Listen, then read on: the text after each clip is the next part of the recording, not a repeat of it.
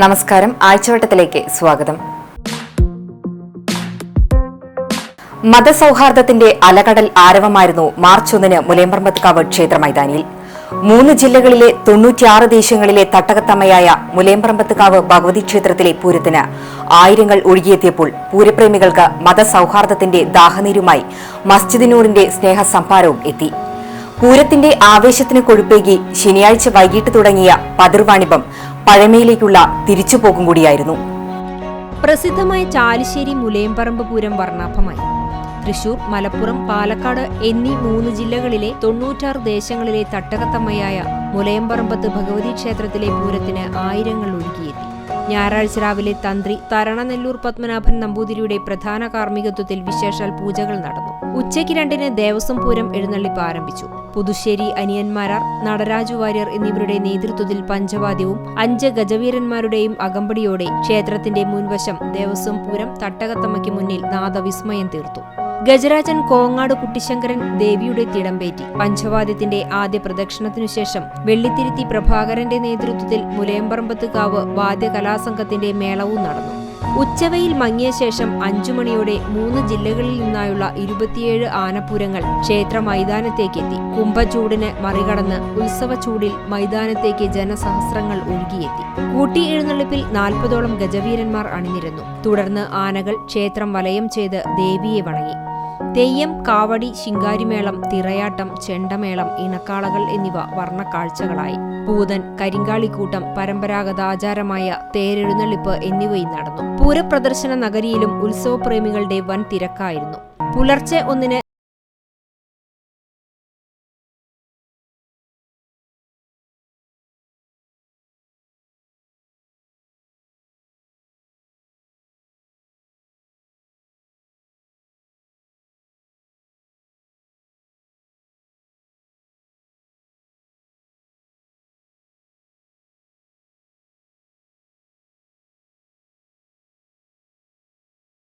സംഭാരമൊരുക്കിയത്.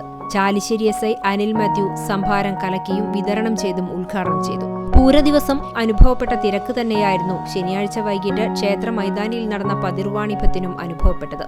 മത്സ്യം, പച്ചക്കറി, ഗ്രാമീണ കൃഷി ഉപകരണങ്ങൾ, വിത്തുകൾ, കളിപ്പാട്ടങ്ങൾ, പാത്രങ്ങൾ എന്നിവയുടെ കച്ചവടം രാത്രിയിൽ സജീവമായി. രാത്രിയെ പകലാക്കി 3 ജില്ലകളിൽ നിന്നും ജനങ്ങൾ ഒഴുകുകയായിരുന്നു. പൂരം പ്രദർശന നഗരിയിലും വൻ തിരക്കുണ്ടായി. പതിർവാണിഭം ഞായറാഴ്ച രാവിലെ സമാപിച്ചു. തത്ത ചീട്ടെടുത്ത് പ്രവചനം നടത്തുന്ന കാക്കാത്തികളുടെ അടുത്തും സൗഹൃദ കൂട്ടങ്ങളും നവവധൂവരന്മാരും ധാരാളമെത്തി. തട്ടകങ്ങളിൽ ദീപാലങ്കാരവും കലാപരിപാടികൾ, ആനച്ചമയ പ്രദർശനവുമുണ്ടായി. പൂരത്തിന്റെ ആവേശം 3 ജില്ലകളിലേക്കും വ്യാപിക്കുക മാത്രമല്ല, ആയിരങ്ങളുടെ ഒഴുക്ക് തന്നെയായിരുന്നു പൂരനാളിൽ മുലയമ്പറമ്പത്ത്കാവിൽ കണ്ടത്. ആവേശമായ കൂട്ടിയെഴുന്നള്ളിപ്പിൽ 40ഓളം കരിവീരന്മാർ അണിനിരന്നതും കൊമ്പന്മാരിൽ വമ്പൻ കർണൻ തിടമ്പേറ്റിയതും അക്ഷരാർത്ഥത്തിൽ ഓരോ പൂരപ്രേമിയെയും കോരിത്തരിപ്പിച്ചുവെന്ന് വേണം പറയാൻ. ഇനി 1 വർഷത്തെ കാത്തിരിപ്പ്.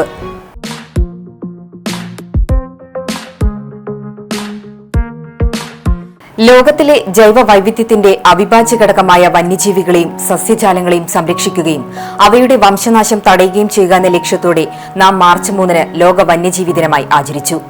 ആവശ്യത്തിനു പുറമെ അനാവശ്യത്തിനും മനുഷ്യൻ പ്രകൃതിയെ ചൂഷണം ചെയ്തപ്പോൾ അതിന്റെ പ്രത്യാഘാതങ്ങൾ അത്ര തന്നെ അനുഭവിച്ചത് പ്രകൃതിയിലെ മറ്റു ജന്തുജാലങ്ങളാണ്.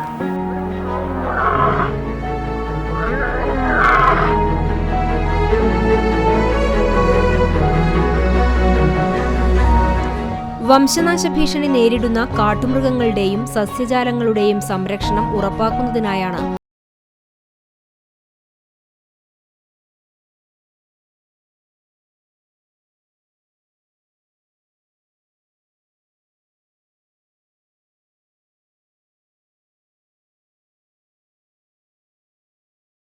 പോകുന്നത്. എന്നാൽ ഈ സംരക്ഷണമൊക്കെ എത്രമാത്രം പ്രാവർത്തികമാക്കുന്നു എന്നതാണ് ചിന്തനീയം.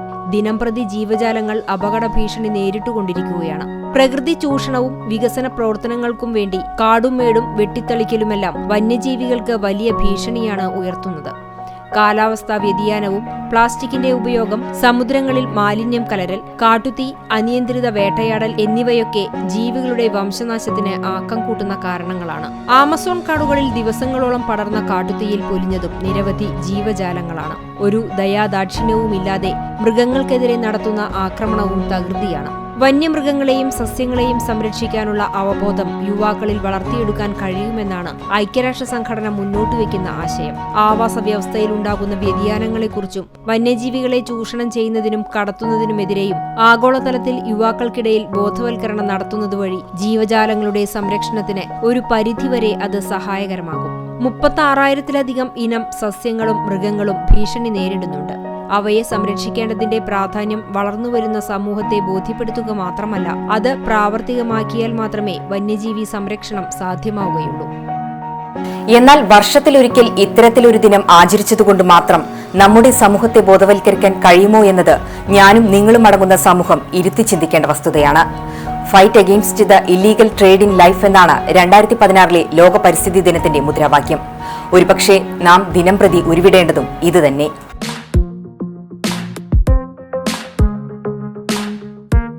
അഴിമതിമുക്ത സർക്കാർ എന്ന് വാതോരാതെ പറയുമ്പോഴും പൂർണ്ണാർത്ഥത്തിൽ ആ വാദത്തോട് നീതി പുലർത്താൻ ഈ സർക്കാരിന് സാധിക്കുന്നുണ്ടോ? അഴിമതിയുടെ നിഴലിൽ അല്ല എന്ന് വാദിക്കുമ്പോൾ MLA-മാരുടെയും മന്ത്രിമാരുടെയും ആസ്തി വികസന ഫണ്ടിൽ നിന്നും ലക്ഷങ്ങൾ വിനിയോഗിച്ച് നടപ്പാക്കുന്ന പദ്ധതികൾ ആർക്കുപകാരപ്പെട്ടു എന്നുകൂടി വിലയിരുത്തേണ്ടതുണ്ട്. വെയിലും മഴയും കൊള്ളാതെ ബസ് കാത്തുനിൽക്കാൻ കൂരയൊരുക്കുമ്പോൾ അഴിമതിയുടെ പേര് പറഞ്ഞ് പ്രതിപക്ഷം കൊടിപിടിച്ചു വരുന്നത് സത്യത്തിൽ അധികാരം കയ്യിലില്ലാത്തതിന്റെ വിഷമത്തിൽ അല്ല എന്ന് ഒരുപക്ഷെ ബസ് കാത്തിരിപ്പ് കേന്ദ്രം കണ്ടാൽ മനസ്സിലാക്കുമെന്നതേയുള്ളൂ. അല്ല, അധികാരം കയ്യിൽ ഇല്ലാത്തതിന്റെ വിഷമത്തിലാണോ അല്ലയോ എന്ന് ഈ റിപ്പോർട്ട് കണ്ട് നിങ്ങൾ വിലയിരുത്തുക. മണലൂർ നിയോജക മണ്ഡലത്തിൽ MLA-യുടെ ആസ്തി വികസന ഫണ്ടിൽ നിന്നുള്ള തുക ഉപയോഗിച്ചുള്ള ബസ് കാത്തിരിപ്പ് കേന്ദ്രത്തിന്റെ നിർമ്മാണത്തിൽ വൻ അഴിമതിയെന്ന് ആരോപണം. മണ്ഡലത്തിലെ പ്രധാന കേന്ദ്രങ്ങളിൽ നിർമ്മിക്കുന്ന ബസ് കാത്തിരിപ്പ് കേന്ദ്രങ്ങൾക്കെതിരെ യൂത്ത് കോൺഗ്രസ് മണലൂർ നിയോജക മണ്ഡലം കമ്മിറ്റിയാണ് ആരോപണവുമായി രംഗത്തെത്തിയിരിക്കുന്നത്. 3.5 ലക്ഷം രൂപ മുതൽ 5 ലക്ഷം രൂപ വരെ ചെലവഴിച്ചാണ് ബസ് കാത്തിരിപ്പ് കേന്ദ്രങ്ങൾ നിർമ്മിക്കുന്നതെന്ന് പറയുന്നു. മണലൂർ നിയോജക മണ്ഡലത്തിൽ ഉൾപ്പെട്ട കണ്ടാണശ്ശേരി പഞ്ചായത്തിലെ മറ്റം, കൂനമ്മൂച്ചി, ചൂണ്ടൽ പഞ്ചായത്തിലെ ചൂണ്ടൽ എന്നീ സെന്ററുകളിൽ ഉൾപ്പെടെയാണ് കാത്തിരിപ്പ് കേന്ദ്രം നിർമ്മിക്കുന്നത്. നിർമ്മാണ പ്രവൃത്തികൾ ആരംഭിച്ച് 3 മാസത്തിലേറെ പിന്നിട്ടുവെങ്കിലും നിർമ്മാണം ഇപ്പോഴും എങ്ങുമെത്താത്ത സ്ഥിതിയിലാണ്. മുൻപുണ്ടായിരുന്ന വിശാലമായ ബസ് സ്റ്റോപ്പുകൾ പൊളിച്ചുമാറ്റിയാണ് പുതിയ കാത്തിരിപ്പ് കേന്ദ്രങ്ങൾ നിർമ്മിക്കുന്നത്. കൂടുതൽ ആളുകൾക്ക് കയറി നിൽക്കാനോ പ്രായമായവർക്കോ ശാരീരിക അവശത അനുഭവിക്കുന്നവർക്കോ ഇരിക്കുന്നതിനോ യാതൊരു സൗകര്യവും ഇവിടെ ഒരുക്കിയിട്ടുമില്ല. കൂടാതെ മഴക്കാലമായാൽ കാത്തിരിപ്പ് കേന്ദ്രത്തിൽ നിൽക്കുന്നവർക്ക് നനയാതെ നിൽക്കാൻ കഴിയുന്ന സാഹചര്യവുമില്ല. ഇത്രയും തുക മുടക്കി ബസ് കാത്തിരിപ്പ് കേന്ദ്രം നിർമ്മിക്കുമ്പോൾ യാത്രക്കാർക്ക് ആവശ്യമായ സൗകര്യമൊരുക്കണമെന്ന് പ്രാഥമിക പരിഗണന പോലും നൽകാൻ തയ്യാറായിട്ടില്ലെന്ന് യൂത്ത് കോൺഗ്രസ് നിയോജക മണ്ഡലം പ്രസിഡന്റ് മുബാറക് കേച്ചേരി പറഞ്ഞു. സ്റ്റോപ്പിലാണ് ഞാൻ നിൽക്കുന്നത് തന്നെ. ചൂണ്ടൽ സെന്ററിൽ നിർമ്മിച്ചിട്ടുള്ള ഒരു ബസ് സ്റ്റോപ്പ് നമുക്ക് കണ്ടാലറിയാം. 1 ലക്ഷം രൂപയുടെ ചെലവ് വരുന്ന ഒരു ബസ് സ്റ്റോപ്പിന് 3 ലക്ഷം രൂപ നീക്കിയിരിപ്പ് വെച്ചുകൊണ്ട് വൻ അഴിമതി നടത്തിയിട്ടും ഈ ബസ് സ്റ്റോപ്പിൽ ഒരു കാലിനോ അല്ലെങ്കിൽ കാലിന് സുഖമില്ലാത്തോ അല്ലെങ്കിൽ വയസ്സായിട്ടുള്ള വാർദ്ധക്യമുള്ള ആൾക്കാർ വന്നു കഴിഞ്ഞാൽ അവർക്ക് ഒരു മിനിറ്റ് നേരം ഇരിക്കാൻ പോലും സൗകര്യം ചെയ്തു കൊടുക്കാതെ വെറും ഒരു 4 തൂണുമേൽ ഒരു മേൽക്കൂര മാത്രം പണിതുകൊണ്ടുള്ള ഒരു ബസ് സ്റ്റോപ്പിനാണ് ഇന്ന് 3.5 ലക്ഷം രൂപ വകയിരുത്തിയിട്ടുള്ളത്. വൻ അഴിമതിയാണ് MLA-യും കൂട്ടരും ബസ് കാത്തിരിപ്പ് കേന്ദ്രത്തിന്റെ നിർമ്മാണത്തിലൂടെ ലക്ഷ്യം വെച്ചിരിക്കുന്നതെന്നും ഈ അഴിമതിക്കെതിരെ യൂത്ത് കോൺഗ്രസ് ശക്തമായ പ്രക്ഷോഭം ആരംഭിക്കുമെന്നും മുബാറക് വ്യക്തമാക്കി. 4 ലക്ഷം രൂപ ചെലവിട്ട് സർക്കാർ ലൈഫ് പദ്ധതി പ്രകാരം വീടുകൾ നിർമ്മിച്ച് നൽകുമ്പോഴാണ് 3.5 ലക്ഷം രൂപ മുതൽ 5 ലക്ഷം രൂപ വരെ ചെലവഴിച്ച് ബസ് കാത്തിരിപ്പ് കേന്ദ്രം നിർമ്മിക്കുന്നത്. MLA-യുടെ നേതൃത്വത്തിലുള്ള അഴിമതിയുടെ ഏറ്റവും വലിയ തെളിവാണ് ഇതിലൂടെ പ്രത്യക്ഷമായിട്ടുള്ളതെന്നും മുബാറക് കൂട്ടിച്ചേർത്തു. എല്ലാം ശരിയാക്കി തരാമെന്ന് പറഞ്ഞ് അധികാരത്തിലേറിയ സർക്കാർ പക്ഷേ ചെയ്യുന്നതത്രയും പുതുമോടികൾ മാത്രമാണെന്ന് ചിലപ്പോഴെങ്കിലും സമ്മതിക്കേണ്ടി വരും. ശരിയാക്കുന്നുണ്ട് പലതും. ഇക്കാണുന്ന മട്ടിലുള്ള ബസ് കാത്തിരിപ്പ് കേന്ദ്രങ്ങൾ, അതും കനത്തിലുള്ള തുക നൽകി നിർമ്മിക്കുമ്പോൾ സ്വാഭാവികമായും ജനത്തിന് സംശയമുയരും. നിർമ്മിതിയിലും ഉദ്ദേശശുദ്ധിയിലും ധനവിനിയോഗത്തിലും എല്ലാം. അതിനവരെ കുറ്റം പറയാനുമാകില്ല. ആഴ്ചവട്ടത്തിന് ഒന്നേ പറയാനുള്ളൂ. ലക്ഷങ്ങൾ ചിലവിട്ട് ഇത്തരത്തിൽ ബസ് കാത്തിരിപ്പ് കേന്ദ്രങ്ങൾ ഉൾപ്പെടെ പണിയുമ്പോൾ ഒന്നിരിക്കാനുള്ള സൗകര്യമെങ്കിലും ഒരുക്കുക. അത്ര തന്നെ.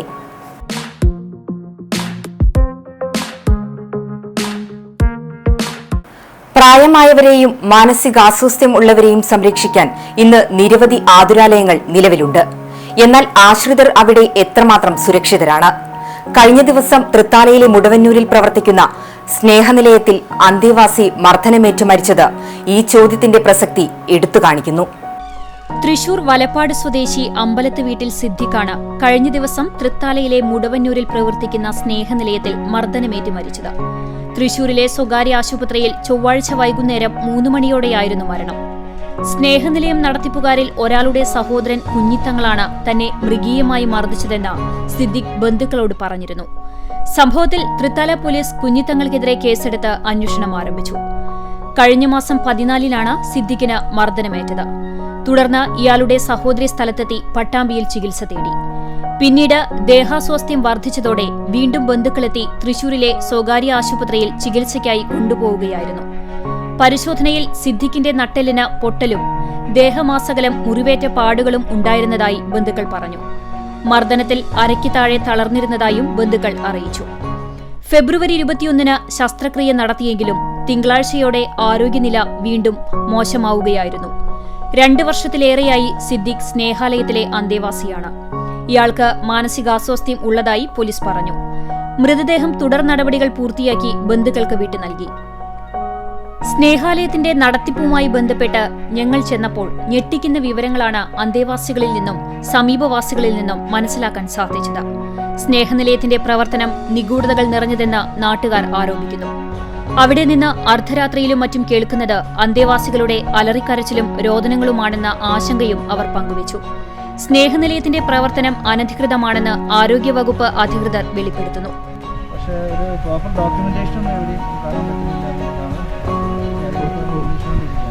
നിലവിൽ എത്ര ആളുകളുണ്ട് എന്നുള്ള കൃത്യമായിട്ടുള്ള കണക്ക്? 116 ആളാണ്.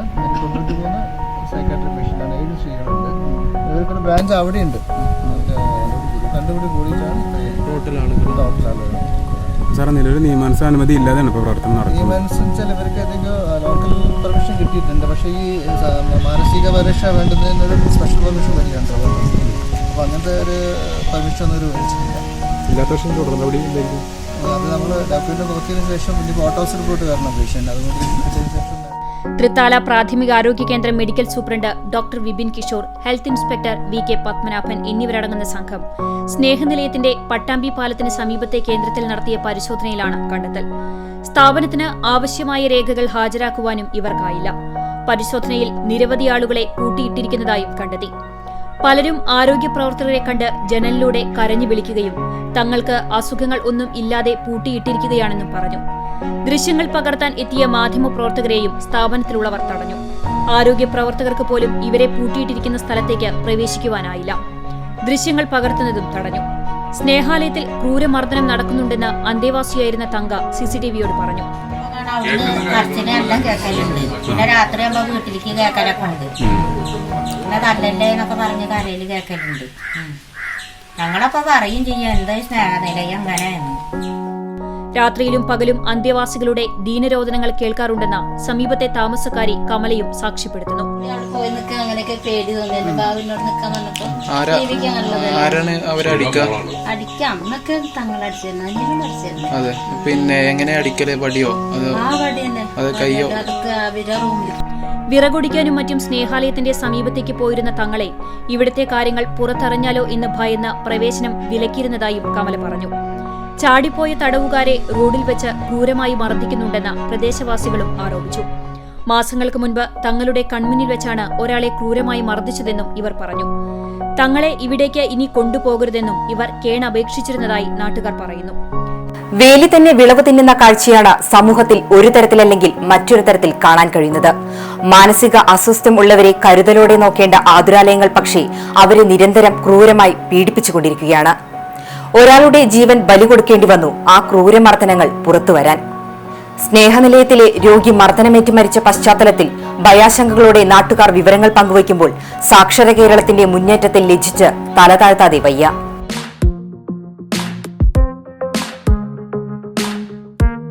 ഗുരുഭവനപുരി ഇനിയുള്ള 10 നാൾ ഭക്തിയിലാറാടും. രാവും പകലും ഒരുപോലെ ക്ഷേത്ര പരിസരം നാമജപത്താലും മന്ത്രമുഖരിതത്താലും നിറയുമ്പോൾ ഐതിഹ്യ പെരുമഴയിൽ ഗുരുവായൂർ ഇനിയുള്ള 10 നാൾ ഉത്സവം തന്നെയാണ്. ആനയോട്ടവും ആനയില്ല ശീവേലിയും തുടങ്ങി ആചാരങ്ങൾക്കായി നിരവധി ഭക്തരാണ് ഈ 10 നാൾ അവിടെ എത്തിച്ചേരുക. ഇനിയുള്ള രാവും പകലും ക്ഷേത്ര പരിസരം ജനനിബിഡമാകും. രാവിലെ ആനയില്ലാ ശീവേലിയോടെയാണ് ഉത്സവ ചടങ്ങുകൾക്ക് തുടക്കമായത്. തുടർന്ന് വിദേശികരടക്കം നിരവധി പേർ സാക്ഷ്യം വഹിച്ച ആനയോട്ട ചടങ്ങ് നടന്നു. തിരക്ക് കണക്കിലെടുത്ത് പോലീസ് പ്രത്യേക സുരക്ഷാ ക്രമീകരണങ്ങൾ ഏർപ്പെടുത്തിയിരുന്നു. ഗുരുവായൂർ ക്ഷേത്രത്തിൽ ആനയില്ലാതിരുന്ന കാലത്തെ അനുസ്മരിക്കുന്നതാണ് ആനയില്ലാ ശീവേലിയും ആനയോട്ടവും. ദിവസവും ആനപ്പുറത്തേറി എഴുന്നള്ളുന്ന ഗുരുവായൂരപ്പൻ ഉത്സവ കൊടിയേറ്റ ദിവസം ആനയില്ലാതെയാണ് എഴുന്നള്ളിപ്പ് പൂർത്തിയാക്കിയത്. കീഴ്ശാന്തി നമ്പൂതിരി തിടമ്പ് കൈകളിലേന്തി 3 പ്രദക്ഷിണം പൂർത്തിയാക്കി രാത്രി 8:30 തന്ത്രി നമ്പൂതിരിപ്പാടാണ് കൊടിയേറ്റ് നിർവഹിച്ചത്. ഗുരുവായൂർ ക്ഷേത്രോത്സവത്തിന് കൊടി ഉയർന്നതോടെ കലാമാമാങ്കത്തിനും കേളികൊട്ടുണർന്നു. വൈവിധ്യമാർന്ന കലാസാംസ്കാരിക പരിപാടികളാണ് ഇത്തവണ ഗുരുവായൂരപ്പന്റെ തിരുനടയിൽ അരങ്ങേറുന്നത്. സിനിമാരംഗത്തുള്ളവരടക്കമുള്ള പ്രമുഖരുടെ പരിപാടികളും ഉണ്ടാകും. കലാപരിപാടികൾക്കായി മേൽപ്പത്തൂർ ഓഡിറ്റോറിയത്തിന് പുറമെ പൂന്താനം, കുറൂരമ്മ എന്നീ പേരുകളിൽ 2 താൽക്കാലിക വേദികൾ കൂടി ഒരുക്കിയിട്ടുണ്ട്. പരിപാടി അവതരിപ്പിക്കാനുള്ള അപേക്ഷകരുടെ എണ്ണം വർദ്ധിച്ചതിനാലാണ് വേദികളുടെ എണ്ണം ഉയർത്തിയതെന്ന് Devaswom chairman advocate KB Mohandas പറഞ്ഞു. പ്രത്യേകം സജ്ജമാക്കിയിട്ടുള്ള പുതിയ സ്റ്റേജ് നമ്പർ 3, ആ സ്റ്റേജിൽ ക്ഷേത്ര കലകൾക്ക് വേണ്ടി പ്രത്യേകം സജ്ജീകരിച്ചിട്ടുള്ള സ്റ്റേജിൽ തിരുവാതിരക്കളി പ്രത്യേകമായിട്ട് ആ സ്റ്റേജിലാണ് അവതരിപ്പിക്കുന്നത്. പ്രധാന സ്റ്റേജ് തെക്കേ ഭാഗത്തുള്ള പട്ടരക്കുളത്തിന് സമീപത്തുള്ള പ്രധാന സ്റ്റേജിൽ സാധാരണ ഉള്ളതുപോലെയുള്ള കലാപരിപാടികളിൽ എണ്ണത്തിൽ 1-ാം സ്ഥാനം തിരുവാതിര കളിക്കാണ്. 7 ദിവസങ്ങളിലായി 83 സംഘങ്ങൾ തിരുവാതിരക്കളി അവതരിപ്പിക്കും. ഇതിനു മാത്രമായി ക്ഷേത്രക്കുളത്തിന് കിഴക്ക് ഭാഗത്ത് കുറൂരമ്മ വേദി ഒരുക്കിയിട്ടുണ്ട്. മേൽപ്പത്തൂർ ഓഡിറ്റോറിയത്തിന് സമീപമുള്ള പൂന്താനം വേദിയിൽ സ്പെഷ്യൽ പരിപാടികളാണ് അരങ്ങേറുക. ക്ഷേത്രത്തിന് പുറത്ത് പടിഞ്ഞാറ് ഭാഗത്താണ് കലവറ തയ്യാറാക്കിയിട്ടുള്ളത്. ശനിയാഴ്ച രാവിലെ മുതലാണ് പ്രസാദ ഊട്ടും പകർച്ചയും ആരംഭിച്ചത്. രാവിലെ കഞ്ഞി, മുതിരപ്പുഴുക്ക്, പപ്പടം എന്നിവയും ഉച്ചയ്ക്ക് ചോറ്, കാളൻ, ഓലൻ, ഉപ്പിലിട്ടത്, പപ്പടം എന്നീ വിഭവങ്ങൾ അടങ്ങിയ സദ്യയുമാണ് നൽകുന്നത്.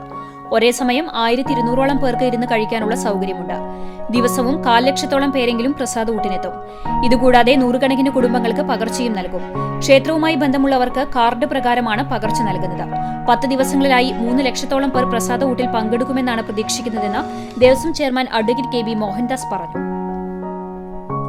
പ്രസാദ ഊട്ടിനുള്ള സജ്ജീകരണങ്ങളെല്ലാം പൂർത്തിയായി.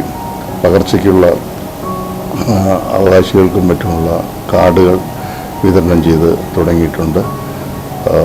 പ്രസാദൂട്ട് തെക്കേ നടപ്പന്തലിൽ ഒരേ സമയം 1200-ലധികം പേർക്ക് കഴിക്കാവുന്ന ആഹാരം കഴിക്കുന്നതിനുള്ള സജ്ജീകരണങ്ങളാണ് ഏർപ്പെടുത്തിയിട്ടുള്ളത്. ക്ഷേത്രോത്സവത്തിന് ദീപാരാധന കഴിഞ്ഞ് ആചാര്യവരണത്തിന് ശേഷമാണ് കൊടിയേറ്റം നടന്നത്. 8-ാം വിളക്ക് ദിവസമായ 13-ന് ഉത്സവബലിയും 14-ന് പള്ളിവേട്ടയും നടക്കും. 15-ന് രാത്രി ആറാട്ടോടെ ഉത്സവത്തിന് കൊടിയിറങ്ങും. 10 ദിവസങ്ങളിലായി ലക്ഷങ്ങൾ ആഘോഷ പരിപാടികളിൽ പങ്കാളികളാകും.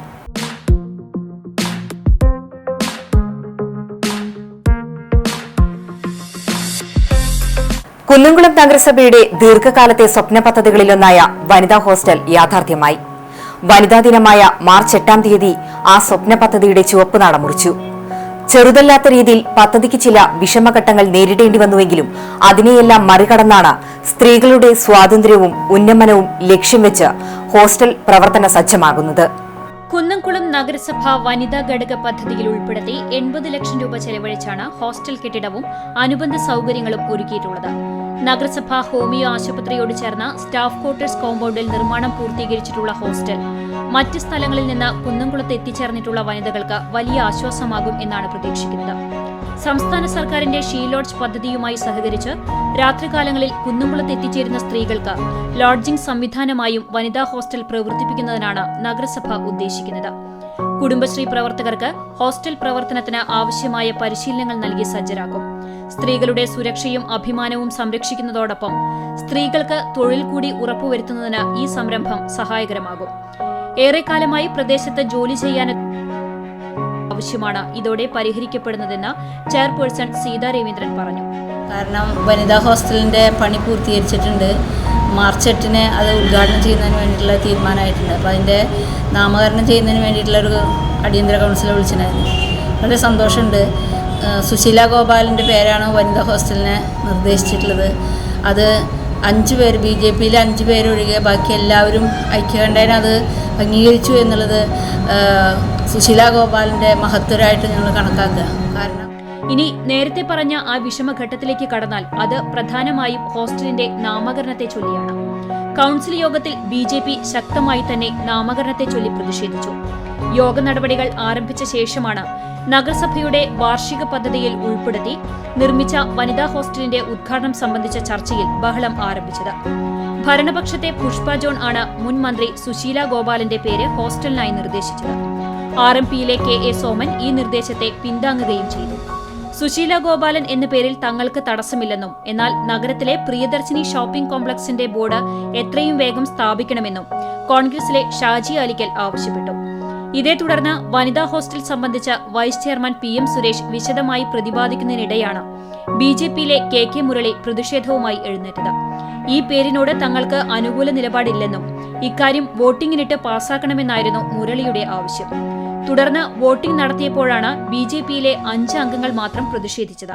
BJPയിലെ മറ്റ് 2 അംഗങ്ങളായ ഗീത ശശിയും ശ്രീജിത്തും അനുകൂല നിലപാടാണ് സ്വീകരിച്ചത്. തുടർന്ന് സുശീല ഗോപാലൻ എന്ന പേര് വനിതാ ഹോസ്റ്റലിന് കൌൺസിൽ യോഗം അംഗീകരിക്കുകയായിരുന്നു. അങ്ങനെ എന്തിനു പറയണം, അവസാനം വനിതാ ഹോസ്റ്റലിന് മുൻമന്ത്രി സുശീല ഗോപാലന്റെ പേര് തന്നെ വെച്ചു. മാർച്ച് 8 വനിതാ ദിനത്തിൽ തദ്ദേശ സ്വയംഭരണ വകുപ്പ് മന്ത്രി AC മൊയ്തീൻ ഉദ്ഘാടനം ചെയ്തതോടെ കുന്നംകുളത്തെത്തുന്ന അതിഥി വനിതകൾക്ക് പാർക്കാൻ ഒരിടമായി. സ്ത്രീകളുടെ സുരക്ഷയും അഭിമാനവും സംരക്ഷിക്കുന്നതോടൊപ്പം സ്ത്രീകൾക്ക് തൊഴിൽ കൂടി ഉറപ്പുവരുത്തുന്നതിന് ഈ സംരംഭം സഹായകരമാകും എന്ന അജണ്ട നിലവിലുള്ളപ്പോൾ ബാക്കിയെല്ലാം ഇനി കണ്ടുകൊണ്ട് തന്നെ മനസ്സിലാക്കാം. ഇതോടെ ആഴ്ചവട്ടത്തിന്റെ ഈ അധ്യായം ഇവിടെ പൂർണ്ണമാകുന്നു. പുത്തൻ വാർത്തകളും വിശദാംശങ്ങളുമായി അടുത്ത ആഴ്ച കാണും വരെ നന്ദി, നമസ്കാരം.